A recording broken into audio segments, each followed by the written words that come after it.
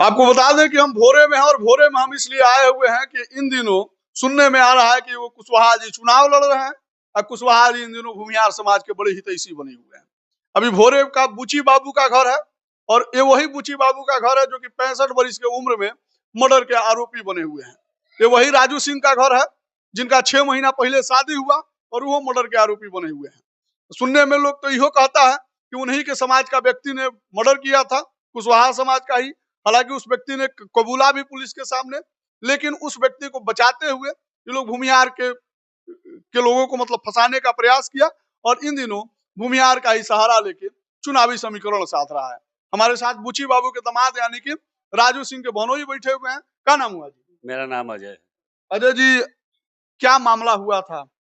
मामला तो यही था कि पूरे समाज में बुचियाऊ को लोग इसी नाम से जानता था कि किसी को कभी कोई मदद चाहिए तो बुचियाऊ हर समय वहां खड़ा होते थे।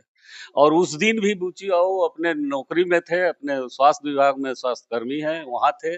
और कुछ ही 2-4-5 घंटा पहले यही हरि नारायण का एक वीडियो वायरल हुआ था, वो हमारे पास है भी, कि हम कुछ नहीं जानते थे। हम तो हथुआ बिजली बोर्ड में थे, हम काम करवा रहे थे। और वही हरि नारायण यहाँ आके और 9 घंटा के बाद इस निर्दोष बुचियाऊ को, और पूरे समाज जानता है कि इस मर्डर में बुचियाऊ का या राजू सिंह का कहीं कहीं दूर दूर तक हाथ नहीं है।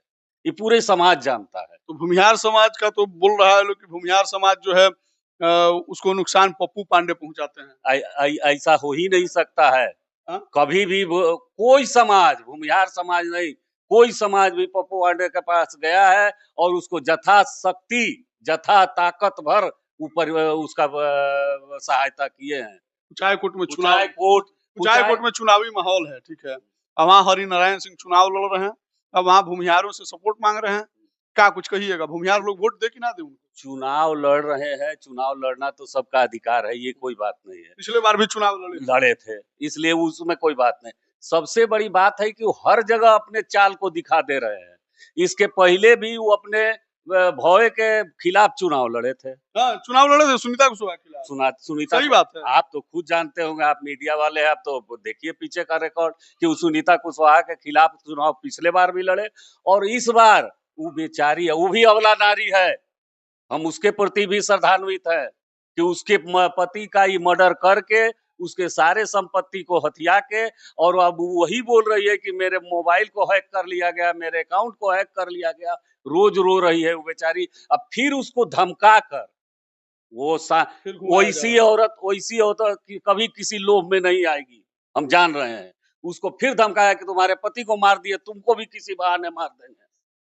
तो यानी कि फाइनल बात यह है कि मतलब उसको भी डराया जा रहा है। अगर वो मदद मांगने के लिए आएगी तो आप लोग मदद कीजिए। एकदम हम खड़े हैं। हाँ? खड़े हैं उसका मदद औरत का। हाँ, अबला औरत के, जिससे हम इसी बात को ध्यान देते हैं कि जिस अभी लोग का पति पप्पू पांडे से मदद करवाएंगे। पप्पू पांडे किसका? उसी का। उसका पप्पू पांडे एकदम करेंगे, एकदम करेंगे। आज करेंगे। पप्पू पांडे किसी के लिए खड़ा रहता है। पप्पू पांडे वो हैसियत है।